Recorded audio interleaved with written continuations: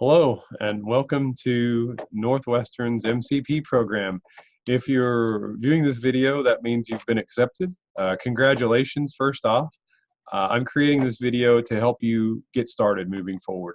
So many of you have reached out looking forward to enrolling into classes for spring, and I want to help you with that process. So that's what this video is really created for, to help with advisement, to help you get into the right place, on the first step. Making sure you're going to, succeed and minimize the time that you'll need to spend taking classes. So let me go ahead and get started.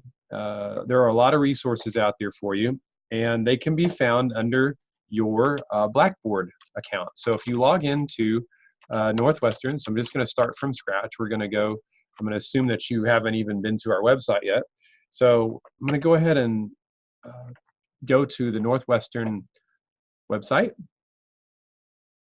and hopefully my computer will respond. It's moving very slowly today. There we go. Okay, so you find on our Northwestern website resources, and right under resources you'll note that there's a place for Blackboard. So right under resources you want to click on Blackboard, and what will come up is a place, you scroll down a little bit, but there's a place where you can log in under Blackboard Access. So you want to click on that, and I've already logged in today. I haven't logged in today, so that's good. This screen will appear for you, and you enter your username and your password. If you don't know what those are, please reach out to the business office, and they can help you figure out how to get into Blackboard. So then go ahead and log in.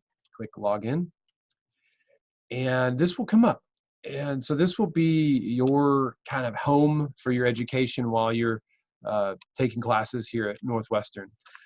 And so the classes that you're currently enrolled in will automatically populate over here on the right.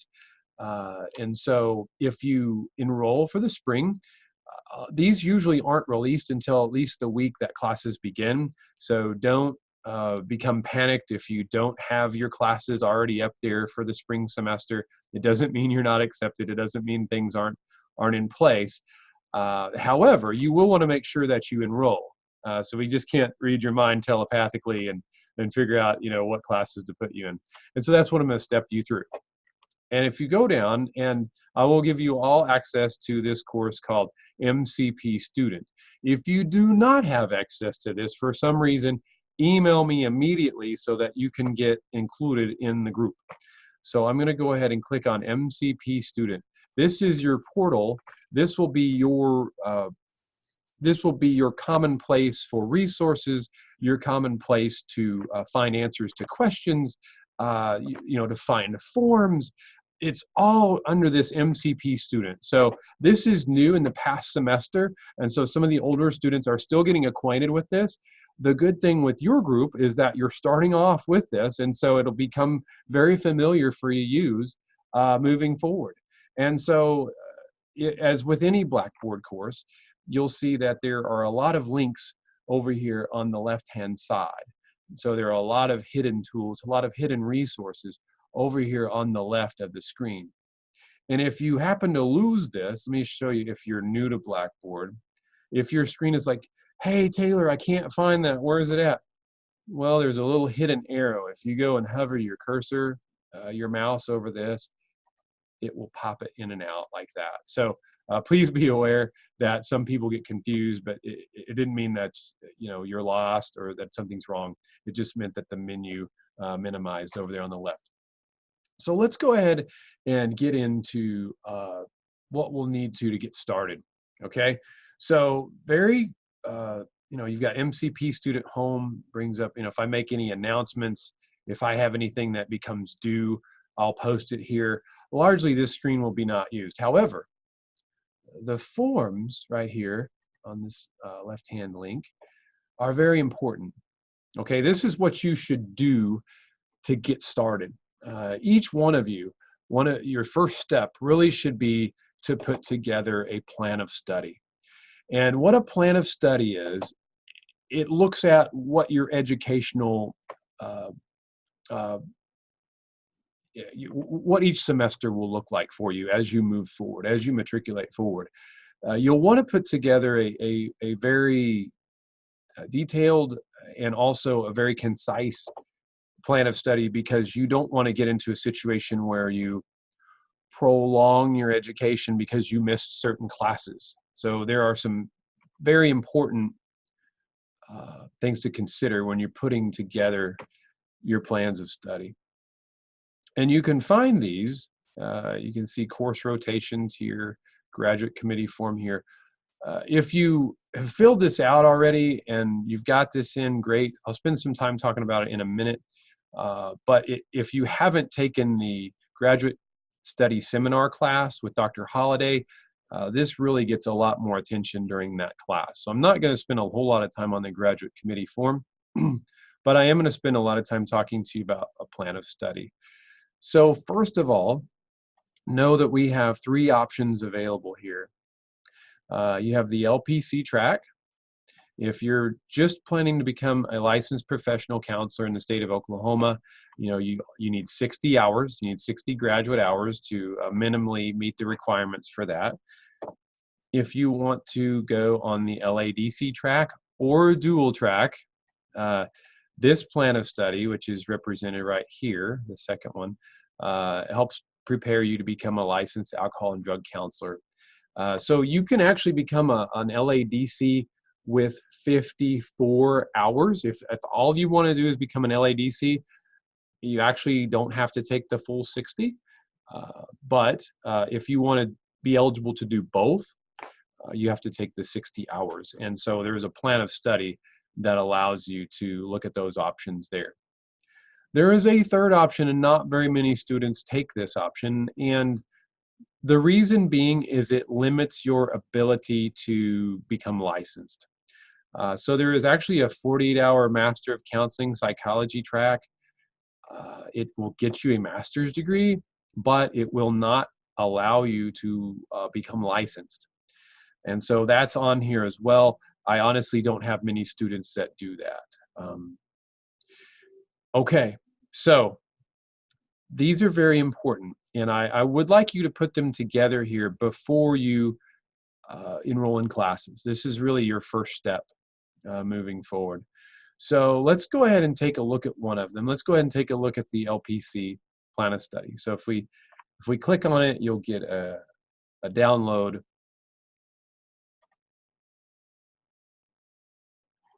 And this is what pops up.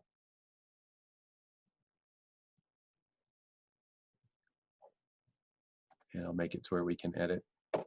And what you'll see is you'll see a form that allows you to put in your name, put in your student ID number, but then also go ahead and fill in all of your electives and your required classes.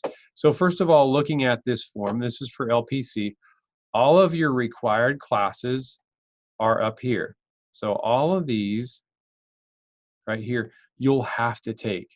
You can't pass go. You can't get a degree without taking all of these classes. The reason that we are making these required, we are, number one, making sure that you can get licensed in Oklahoma. If you go back to our MCP student Blackboard shell, you'll see that the official state of Oklahoma academic worksheet is here. So this is something that when you're done with your education, you'll come back to. This aligns, I won't pull it up now because it's not, you won't need it for a couple of years, but it aligns almost identically with this form. And so by completing this form, you are preparing yourself for when you have to apply for licensure. So I'm making you out of necessity do this because you'll want to know your own plan when you apply for licensure. So you'll need to take some time to study this and to get in and dig through and think about, you know, your life, think about the obligations that you have with other jobs, with kids, with spouses, with parents, you know, whatever it might be. You know, you'll want to think about those obligations, the number of hours that you can commit to each semester. You know, a full-time graduate student really it becomes 9 hours. I think a half-time student is at 6. So if you're interested in, you know, financial aid, those are kind of the breakdown. You can take 12. You know, on occasion, if a student doesn't have a lot of outside obligations, I may even consider allowing 15. But generally speaking, most students do between 9 and 12 hours each semester. And so the way that this will work, the way that you'll start to put this together, now let me talk about electives real fast. And this is important. So many of you, as we went through our interviews, are interested in both LPC and LADC track. And so here's my big bit of advice for you, for everybody that's considering this dual licensure. It's important that you consider your electives. So if you come in and you're going to be an LPC, you will have the option to take all of the electives that we have. And I'll add another one here. So there's actually an overcoming child trauma class that's should be listed.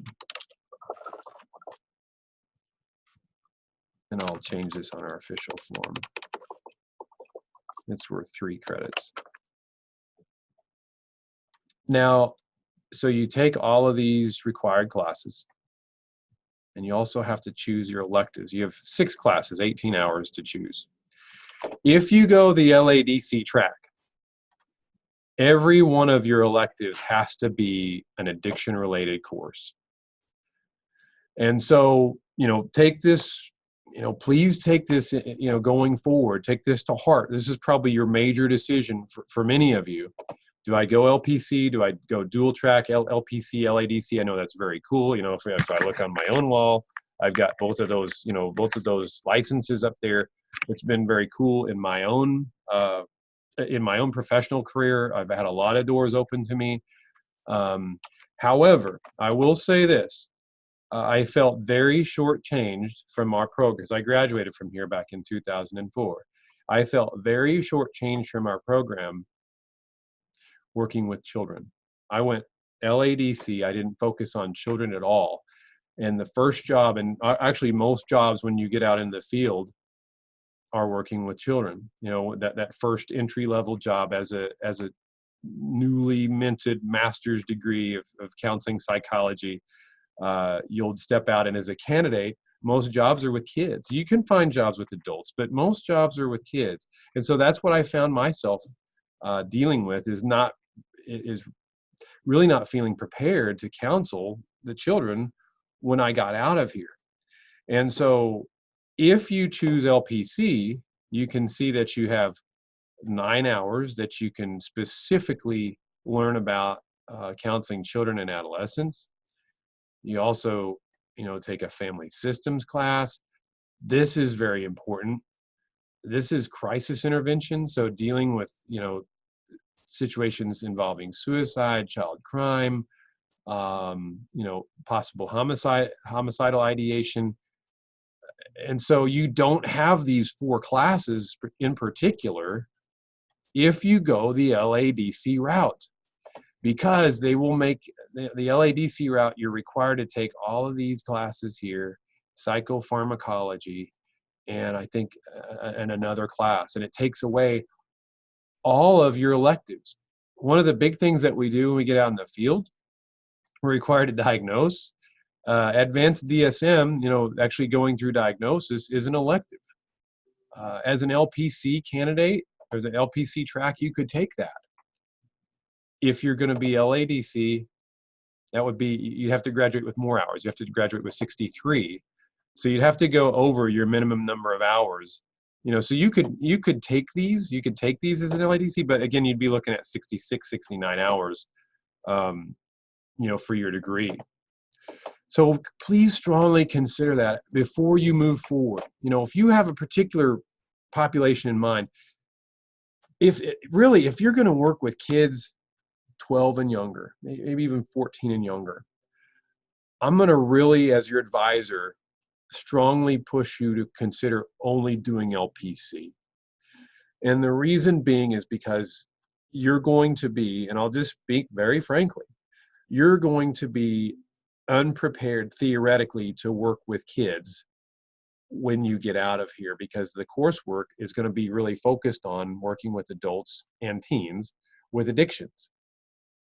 So please consider that. I know you're like, wow, that seems like such a deficit, but that's really going to be what you encounter in whatever program, even if it's not Northwestern. If you have a requirement to take, because actually every program in the state that has an LADC option is required to offer these 5 similar content classes. So it takes away the electives. It takes away the flexibility in working with kids, in working with crises, in knowing your diagnoses. So, and you see there's there's human sexuality, there's advanced cognitive. So that's really the big decision. That's really the big decision to consider before you're putting this together as you're stepping into this. If you have questions about that, I don't mind, a phone call. I don't mind an email. Taylor, I don't know what to do. I don't mind that at all. That's what I'm here for. Please reach out to me. So I'm gonna pause there, because I feel like I'm going on for a little bit, and I don't like to make these videos too long. But please look for part 2, and we're going to actually look into how do we put this plan of study together.